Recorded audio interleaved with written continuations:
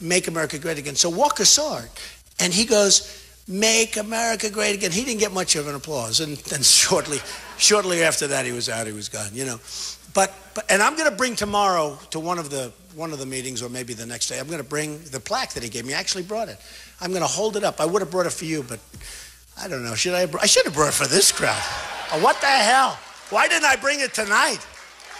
But I'm going to bring the plaque where he's got this beautiful inscription down there. It's incredible. But what's going to happen is this. I'm being interviewed by Wolf Blitzer, and he asked me about NATO. Now, I know about NATO.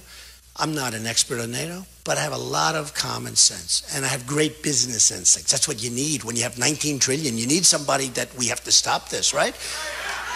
So, and you know, I say, where did this come from? Nobody ever asked me about NATO, and nobody ever asked me a lot of these questions, because now I'm all of a sudden a politician. He asked me about NATO. I said two things. I said, number one, it's obsolete. It was, really developed for the Soviet Union, which doesn't even exist now, but Russia's plenty of problems. I mean, Russia's big stuff, and, it's good. But today we have a different problem. We have a problem with terrorism, right? We have a big problem with terrorism. Well, we have 28 countries. They're the wrong countries in terms of terrorism. Many of them are the wrong countries. And I said, we have to rejigger NATO. We've got to make it modernized. It's old, bureaucratic, and we spend most of the money. We spend money on all these countries, and they're not reimbursing us anywhere fairly, and they're way in default, and we keep spending and spending. And one of the things I do is I'd say to people, and I said to him, and I got terrible press, and then 2-3 days later, some of the experts said, we've been studying NATO for 25 years. We never thought of the things that Trump has said. Like, it's obsolete. It's funny. When you study something so closely, a lot of times you don't see the forest for the trees. You've heard that, right? But you study something, what does that mean? Oh, that's positive, right? Come and take it. Wow, oh, that's good. Come and take, I love it. I love it. Oh, that's very nice. That's very nice. I figured it was a protester. He's actually a... Oh, that's beautiful. Thank you very much. Oh, I love that. The Marines. Wow. I love that. Thank you, darling. That's beautiful. When I see somebody stand up with a flag, usually that's a protester, and they have a lot of foul language. It's all professionally done, just so you understand. But that's really fantastic. Thank you. Thank you. Thank you, folks. I love it. I'll come over and shake your hand in a little while. No, those flags come up, and I go, whoa, protester, get them out of here. And then I say, wait a minute, that's friends. We can't do that. So with NATO, what happened is I said obsolete, and we spend too much money on NATO because we're really defending other things. Like, as an example, the Ukraine. I love the Ukraine. I have many people that are friends of mine that live in the Ukraine, just like I have many people that are great, great friends of mine that live in Wisconsin. They tell me all about Wisconsin, and I'm here.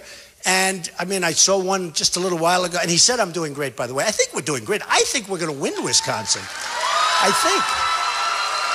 Yeah. A poll just came out. Public policy polling just came out, and it has me just about even. 1 point down. I can't believe I'm losing to Cruz. You can't let this happen, folks. 1 point down. But I think we're going to do great. And I tell you what, when I looked at the thousands of people outside, and the same thing today when we had 7,000 people next door in a like a separate room, I said, this isn't second place. This isn't like a second place feeling. And these other guys go and they have 200 people and 150 people and 300 people, and we come and we have 8,000 people and 5,000 people outside. And you had to see that second place was unbelievable today. And we're going to have 15 or 20,000 people on Monday at one of the venues where we have this massive venue, which is good. And we're going to have, I think, 6,000 or 7,000 at the other one. I said, that doesn't sound like second place. And the other guys go, literally, they have 300, 400 people, 200 people. And I said, I know pretty much. When I went to South Carolina, I was supposed to come in second place. And I said, that's not second place, because I'd have a crowd and it would be thousands and thousands of people, far more than anybody else had. And the same thing in New Hampshire. I went to New Hampshire, and I was supposed to come in second place. And I'd go out and there'd be people, thousands of people outside of the building trying to get in. And I said, I guess, what do I know? But it doesn't seem like second place. And then I ended up winning one in a landslide. Then we go to the other one. We win that in a landslide.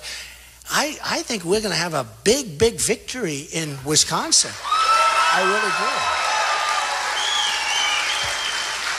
So with NATO, I said, look, it's obsolete, it's old, we have to focus on terrorism, and we're spending money, and people aren't paying. You know, we have 28 countries, and a lot of those countries aren't paying. They're supposed to pay 2% of certain figures, and the numbers are, just absolutely, they're not being met. They're not even paying, okay?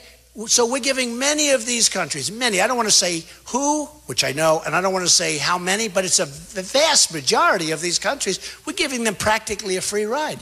Why are we always the dummies? Why are we policing the entire world? And when the Ukraine problem came up, we were complaining, Obama, we got to get out of, we're going to start World War III over the Ukraine, right? Okay. But we're the ones complaining.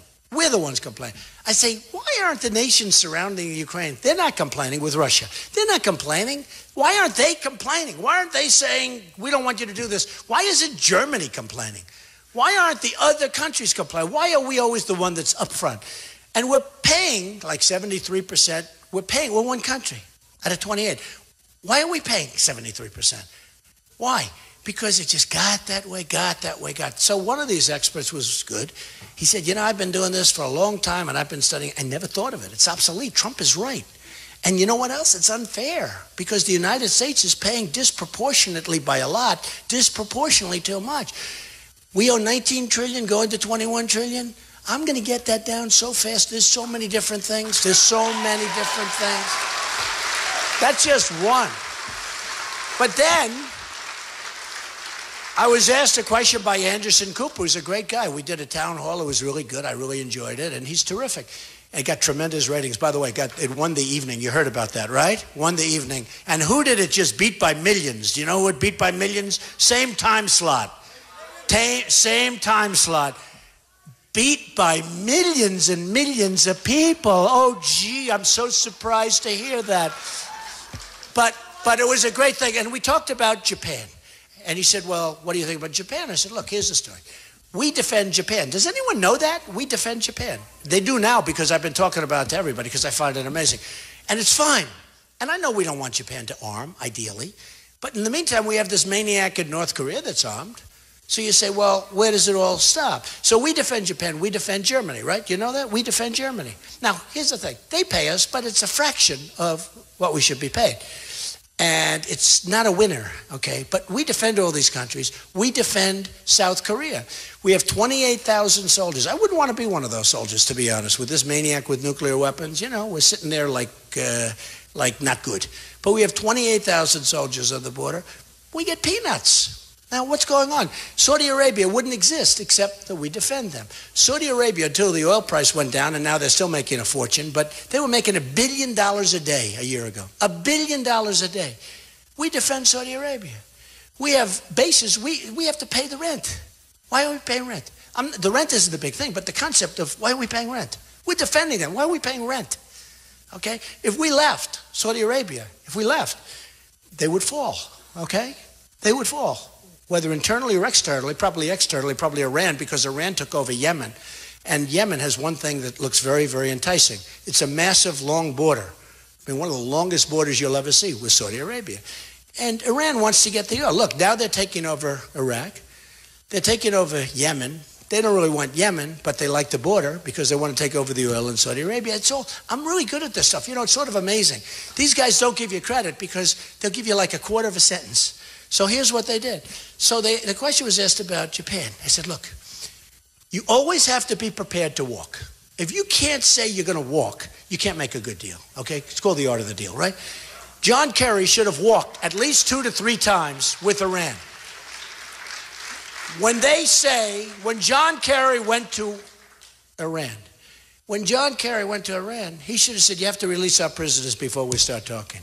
And they would have said no, and then he should have walked, doubled up the sanctions, and within 24 hours, he would have gotten a phone call, come on back, we're releasing your prisoners, and that would have been 4 years ago, okay? That's what would have happened. But this guy never walked. He never walked. They abused him mentally. They abused him like he was a child. They took advantage of him like he was a baby. They made an unbelievable deal for themselves. We got nothing. And on top of it, we now have a president that says it's not good what they're doing. And it just happened today. It's so embarrassing. How we have this man as a president is so embarrassing.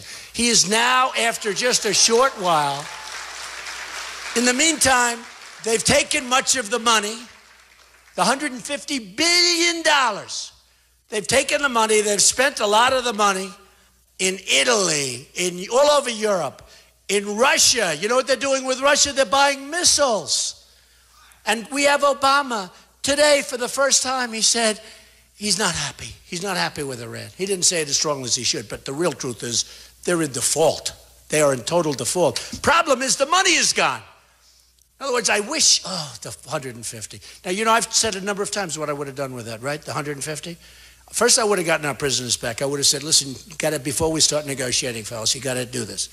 The prisoners, they have to come back. They'll say no. I'll say, bye-bye. You get up, you leave. Then you double up the sanctions. They'll call you. They'll say, you have your prisoners tomorrow. Thank you very much. Okay, now you go back in. Now you just do one other thing. You only want to walk a couple of times. You know, you don't want to keep walking. Too much work, right? Now you say one more thing. Listen. The $150 billion, we have no money. We owe $19 trillion, soon to be $21 trillion. We have no money. We can't pay it. They'll go crazy. After a week or so, they'll be okay with it. We saved the 150. Okay? No, that's what we have to do.